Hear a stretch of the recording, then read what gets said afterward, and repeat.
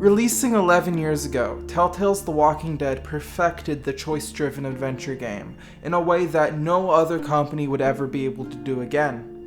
In fact, even Telltale themselves were never able to do it again. This just proves that there's something special about that game, some golden formula of choice design that we can use and take into our TTRPGs. This video is going to assume that you either know the story of Telltale's The Walking Dead, or you're okay with being spoiled. So, if you are fine with spoilers for a game that came out when Windows 7 was the main operating system, well, sit back, relax, and enjoy. The game starts off in Atlanta, with Lee in the back of a police car being driven to jail. Lee and the officer talk for a bit, and we learn that Lee's backstory is that he was a teacher but got arrested after killing a guy who slept with his wife. We see that something strange seems to be going on in the outside world, then boom!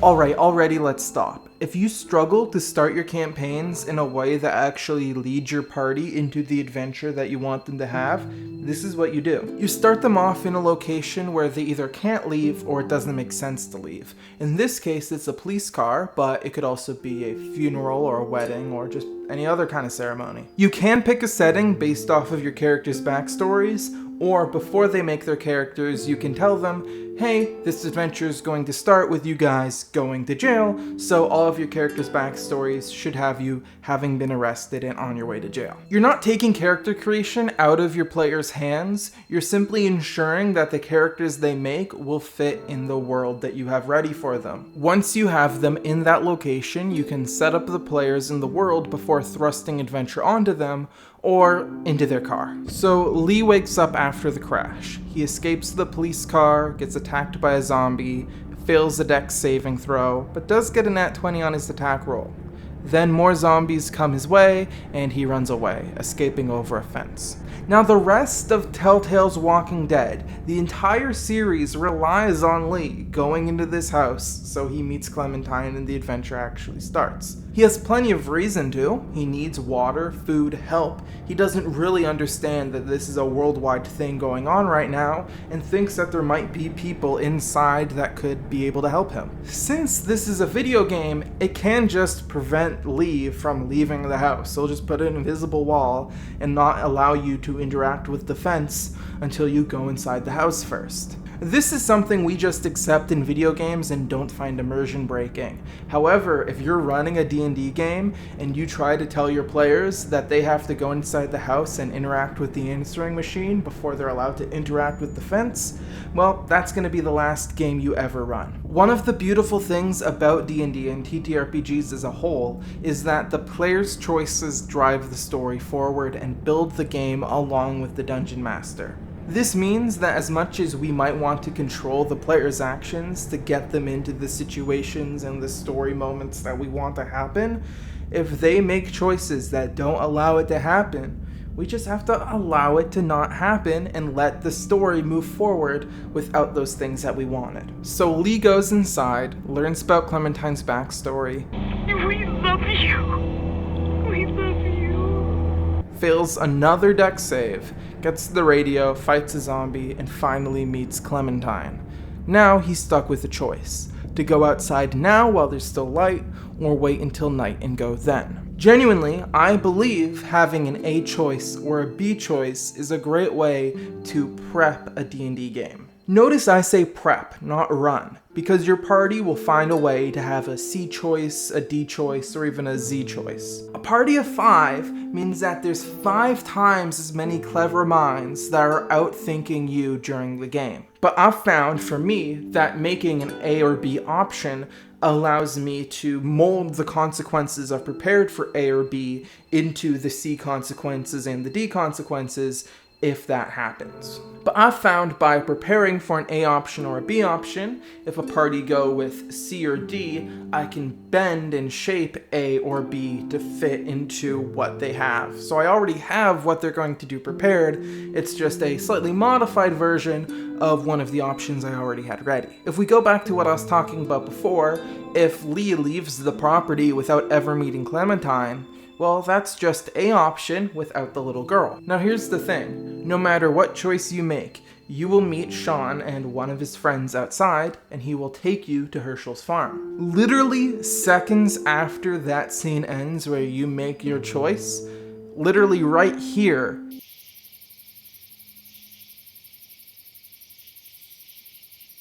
is the last time the game ever references what choice you made. This is actually one of the bigger faults with The Walking Dead and choice-based games in general. The illusion of choice is so obvious because we go back and see it again. We ask people how it happened when they did it, and we realize that, oh, there was no difference in the choices that we made. Once we've realized that most choices end in similar outcomes, making any choices feels cheap. Now that's the secret to D&D. There's no replaying. Now I know some people do go back and play adventures as players multiple times, but for the most part, once you have seen an outcome, you don't get to know what the other outcome would have been. Now, the illusion of choice is actually a useful tool for secretly railroading your party into the place you want them to go. If everything I'm saying sounds shocking to you, approving of railroading, well, you've probably heard DMs online before say, oh, well, if you have a dungeon prepared and your party decide not to go into that dungeon, maybe a session or two later, or even later in that session, they come across another dungeon that's literally just the same dungeon that you've moved over here. That's railroading. That's illusion of choice. You're making your party believe they can choose what dungeons to go into, but at the end of the day, they're not making any choices at all because it has no effect. They're doing the same things. It's railroading. Like I said, no matter what choice you end up making, you end up at Herschel's farm. At the farm, you meet Herschel and some people staying there, Kenny, his wife Katja, and his son Duck. Then disaster strikes. A group of walkers show up. Duck is grappled, Sean is restrained, and you have to make a choice. These type of choices are very common in choice-driven games. It happens a handful of times in this series. In fact, it happens one more time in this episode. In video games, it's easy to have a choice on save this person, lose that person, save that person, lose this person, because they'll just have a trigger. Once you've saved that person, the other person will die. Like I said, in video games, it's not immersion breaking. If the game tells you if you save this person will die, it's just something we accept from the game, and we accept that there's probably not a way to save both of them. However, this is a terrible way to run a game of Dungeons and Dragons. Players will always find a way to break linear choices, even if they're not intending to. Just by role-playing their character, they might find a way to save everyone. And in this scene, it is essential that Sean dies. Sean has to die, so everyone gets kicked off the farm, so everyone can go and have their adventure. If Sean survives, Lee and Clementine might not have any reason to leave the farm, and therefore not go on the whole adventure that you've had prepared. So, if you are going to run a game and you need to have something happen to push the story forward, and it's going to happen in front of the players so they have potential control on it happening or not, you better make sure that you have a backup plan. So like I said, no matter what you do, Sean dies, Herschel kicks everyone off the farm, and Lee and Clementine go to make it with Kenny and his family. And our passive perception is low enough that we nearly get killed by zombies until another group shows up and saves us, taking us into the drugstore. Duck got some zombie gunk on him from the street, and Larry, one of the people from the drugstore, wants the kid out. Kenny obviously wants to punch this guy in the face. With their conflict on a standstill, Lee can choose whose side to take. These two actually become rivaling factions that you have to deal with for most of the rest of the season, so just this once we're gonna break chronological order and just focus on the Kenny and Larry, or the Kenny and Lily situation. We're gonna come back to this moment, just remember we're in the drugstore, we're all fighting about kicking this kid out, we'll come back here. So running rival factions can be a difficult process if you want the party to have to choose which side they want to be on. If you make one side good, you're not really giving your party a choice. And if you make neither side bad, then that just makes writing conflict a lot harder, because how do you make a conflict that matters but both sides are equally in the right. I mean, think about it. If the party realizes that both sides want the same thing, they just want it in different ways, they'll just probably assume that both of these groups are bad and wasting people's time and fighting in a useless conflict. Luckily for us, The Walking Dead is a great example of nuanced conflict, where both sides are equally good and bad, and We gotta throw him out, or smash his head in. Kenny, stop him! that's a joke. Kenny is clearly the person you're supposed to want to side with, and Larry is clearly supposed to be the bad guy that you want to go against. They do a few things later in the game to make Larry seem more likable and Kenny to seem more of a coward, but a lot of these things only happen if you side with Larry, which, may I remind you, you're unlikely to do because he is a total asshole. Now, for a video game that's going to be played and discussed by a lot of different people, I think this works. The Kenny that I know in my game is going to be different than the Kenny you know in your game. Me and my Kenny might be best buds, might be the perfect duo always working together. Your Kenny may have left you to die multiple times for no good reason. If we were to play our game separately and then come together to talk about it, not only are our choices going to be different, but a lot of the times the context in which we made them is going to be different. Now, like I mentioned in the Sean and Duck choice, in RPGs, unless you're a game designer who's making an adventure that's going to be played by lots and lots of people, your adventure is likely only ever going to be played once by your one party, which means that the different context from different replays doesn't exist. So I would actually recommend doing the opposite of what The Walking Dead does. Now, I understand why Telltale did things the way they did. If you make choices that help somebody, they're going to be more willing to help you. If you're always making choices that go against what someone else wants, well, they're going to be less willing to do stuff for you. In Season 2, there's a situation where Clementine, Lily, Lee, Kenny, and Larry all are kidnapped and put into a meat locker and can't get out. While they're looking for a way to escape, Larry, in his rage, passes out onto the floor. Lily insists on you trying to resuscitate him and thinks there's a chance to bring him back, while Kenny thinks Larry is going to turn into a zombie and is ready to bash his head in. Now, I've watched a lot of playthroughs of this game, as well as I've played it with multiple friends, and let me tell you, people choose Kenny's side and choose to kill Larry so quick every time. Because most of the choices that they make leads Kenny to be the number one guy and Larry to be a total jerk. So when push comes to shove and you can show your loyalty to Kenny while also taking out Larry, everything in this game has led to the point where that's the obvious choice. Now, I have seen games where Larry has been nicer to Lee and Kenny has been more of a dick, but that was because they hit the wrong button by accident. For 90% of playthroughs up to this point, Larry has supported child murder, attempted to murder you, blackmailed you, and has been a whiny bitch nonstop. Now, if you're running a game with difficult choices and you've set up this situation to be a point where choices matter and they have to pick a side, you don't want them jumping at glee in front of your moral dilemma. So maybe by showing an NPC that you're on their side, they're more willing to show that darker side of them. And in the same way, if the party has shown an NPC that they're against them, well, the party is going to be a useful ally. So maybe they try to watch what perception they allow the party to see of themselves and only show their best selves to the party. Anyways, I think I've talked out the Kenny and Larry situation. Where were we again? So we're all in a drugstore. No matter whose side you take in this conflict, it will be interrupted by an attacking walker. Lee fails another dexterity save. No one was even asking him to roll, he just sucks like that. And the walker's killed.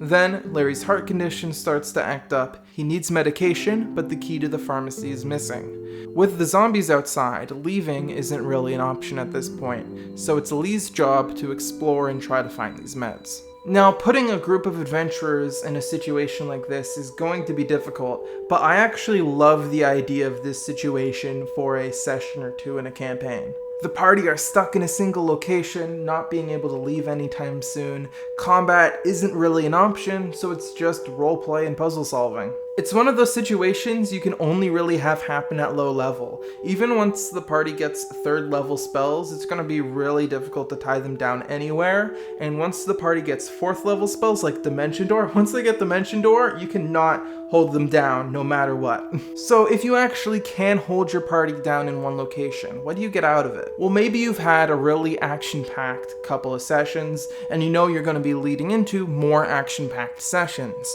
This can be an opportunity to slow down, let the party role play, and let them explore what's happened since the adventure started.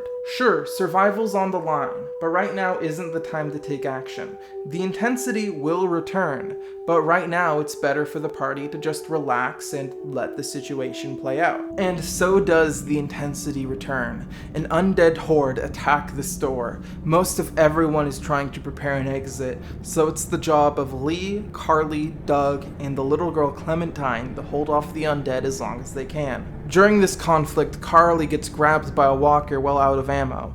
Doug gets grabbed while he's trying to get away from the window. You're caught in the middle, and you have to make a choice. Who do you save? Now, you're never gonna get this to work in a TTRPG. Like it's been already mentioned, save one person or another does not work when you have multiple players who can do multiple things and have many different ideas on how those things can be done. Even if the rest of the party is separated and the choice is down to one player, a clever player or a high enough level player or a player with a magic item that you forgot they had can break this moral dilemma through strategy. Unfortunately for DMs, the trolley problem does not work when you can cast the Wall of Stone. Although the more I talk about it, the more I actually do want to try and translate this into D&D in some way, so let's just throw an idea out there. The drugstore defense can pretty simply be translated to a tower defense situation. There are 3 entrances that need to be protected. The party have to defend the middle, and 2 powerful NPCs defend the sides. Every turn, you roll a 1d4 subtracting 1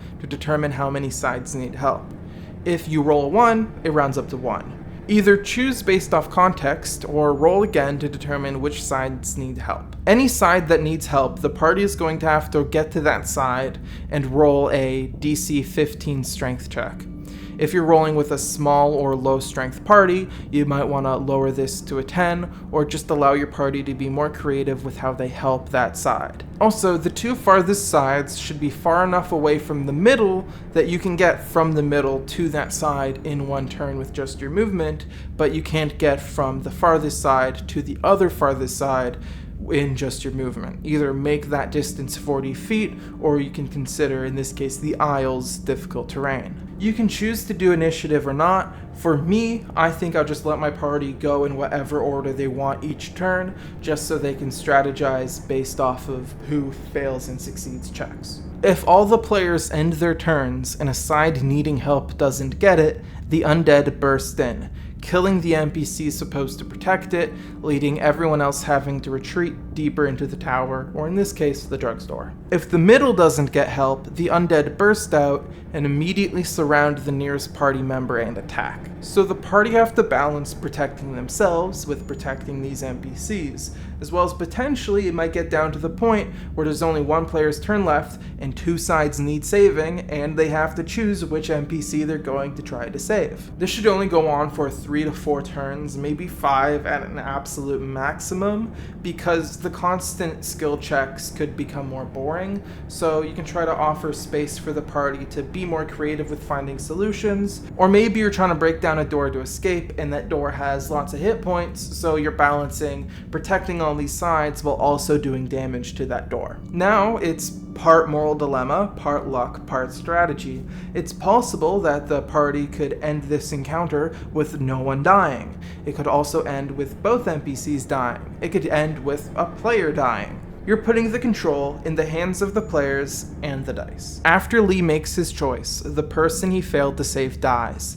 Now it's time to go. Just as he's about to escape the drugstore, Larry does a one-trip attack for the road, which Lee fails that save again. Our fallen champion, not because he fell from grace, but because he literally fell on the floor, escapes with the group to a motel, where they get to survive a new day. Thank you so much for watching. If you liked this video, I really recommend subscribing because there's actually going to be a companion video to this next week about running a zombie apocalypse in D&D. So if you like this and you want to see more, at 3 p.m. on Thursday, there's going to be more. I plan on making more videos like this in the future. I really enjoy this kind of half game analysis, half D&D combination video, and it allows me to do more than just talk about D&D on this channel. If you're interested in me talking about a game, leave a comment, and if I'm passionate about it too, I'll make a video on it. Thank you again, and this is the end of the video.